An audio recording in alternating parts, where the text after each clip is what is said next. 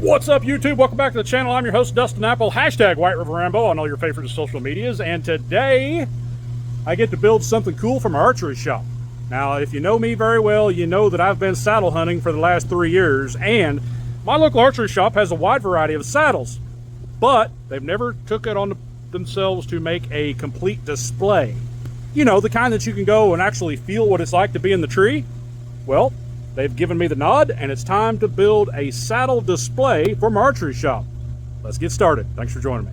Looks like CC is going to help today, but you can see I've got some 1/4-inch rod, okay, a couple pieces of that, and we also have some 1x2 square tubing. Now, I have a local guy that sources this stuff, and it's not certified, so I get it at a complete discount, but you can see the pickle in oil isn't quite pickled in oil anymore. And to go along with that, I have some 5/16 plate steel. Most of this stuff looks really good, and well, that's what we're going to build our bases for at the top and bottom of our logs. So to build this out, they already have some cedar logs, which cedar wouldn't be my first choice for displaying, but you know, that kind of removes the bark aspect of it. And well, I've got plenty of space to operate with. The ceiling in the archery shop's 12 foot, and I have a concrete pole to fit to. Clean these up. I've already cleaned up 3, but I need 3 more, and I do have a spare. We might do some kicker braces, but we'll see if we need that or not. But I got to get to stripping this down, and then we'll get to cutting it out and making some 45s on the end.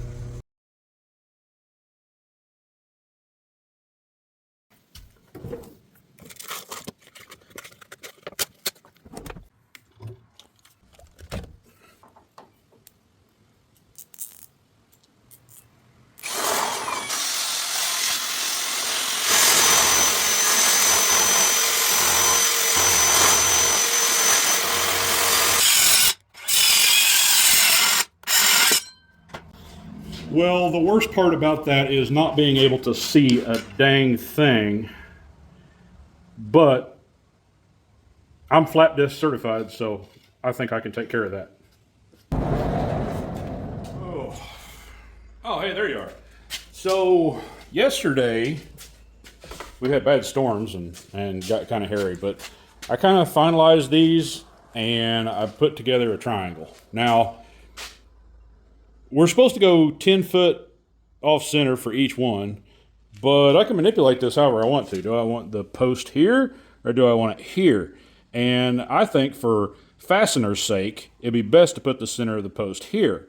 So I went ahead and left all these 12 foot, which gives me 8 to 12 inches on the end to play with to be able to make a plate.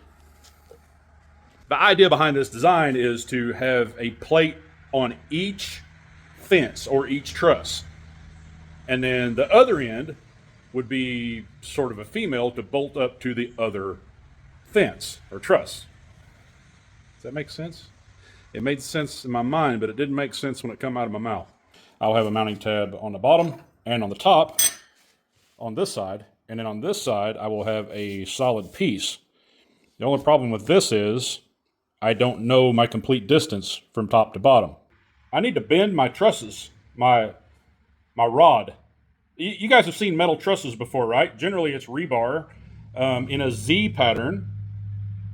And that's what I'm going to mimic in this build with 1/4-inch bar, because it's not really structure. It's just kind of industrial look to it, right? So I've got a little handheld bender. And I think this is actually for brake line. I bought it at Harbor Freight years ago. I don't know that it will bend this. I think it will. I mean, it's magnesium. It should bend it just fine. Yeah, it lasted 2 bends. Luckily, it's aluminum, and I know a guy capable of welding aluminum. So let's see how many bends we get out of it now. All right, so we got some zigzags going on, and well, looking pretty good. I'm also welding on my tabs and making sure that I have a top and a bottom, even though they're stacked incorrectly right now. And how I'm doing that, got my jig table here, and I just giving it something to lean on, and I'm not measuring anything. All I'm doing is going off this to where it is an open gap, and then just fully welding around it.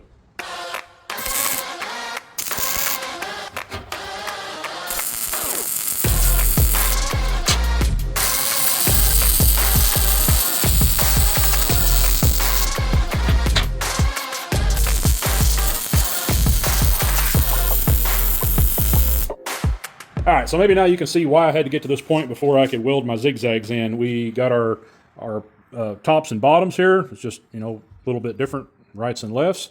And I've already cut myself a 10-inch piece. So we've decided that our height will be 10 inches. So this plate will be on that end, okay? And each one of these will be exactly like this. This will be, you know, side A, and this will be side B, and they'll all bolt together just like this. And then on one of these ends, either this end or that end, I will weld a triangle to right here. I weld it to one side. That way, when I put it up on top of the log, I have place to run hardware down into the log, you know, some big screw lugs, and that's going to be it. I think with this piece of angle that I found on the floor at 1.5 inches, will be a good spacer. We can just put a heavy bead on the inside. This is the inside of it. That way I don't have to weld on the outside, and then we're going to spray flat black on it, and it should look good. Now this will be the only one that is full length header from, you know, one end to the other.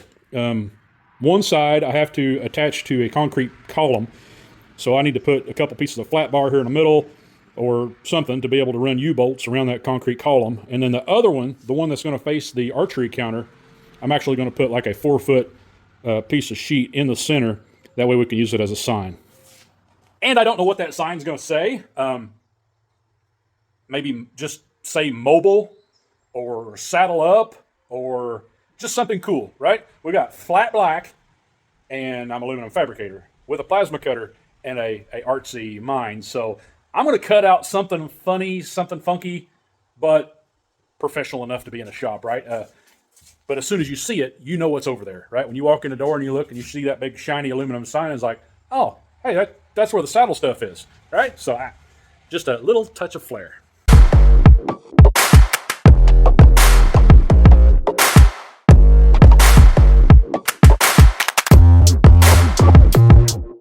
Man, I almost want to clear that. Instead of painting it flat back, just put a fresh coat of clear on that. That would be super badass. Let me know in the comments what you think so far. Like, I think we're on to something.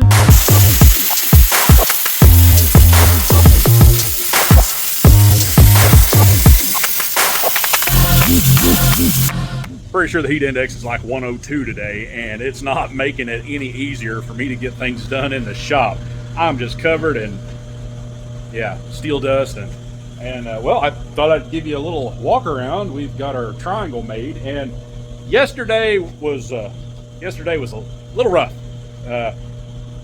Got a new plasma cutter out that Art Captain sent me, and there's nothing wrong with that machine. It worked just fine. I don't run a plasma very often, and well, cutting stuff's one thing.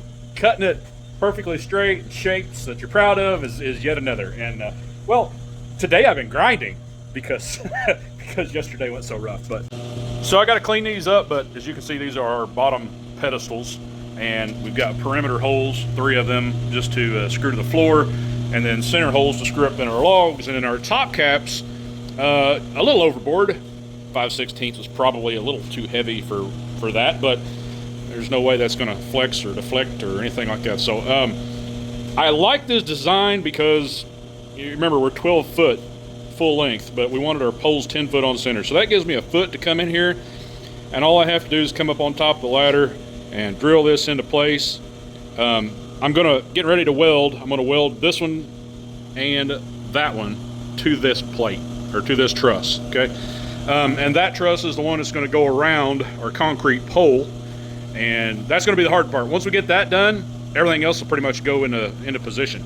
And then this one over here, I will weld to this truss, and should make setup fairly easy.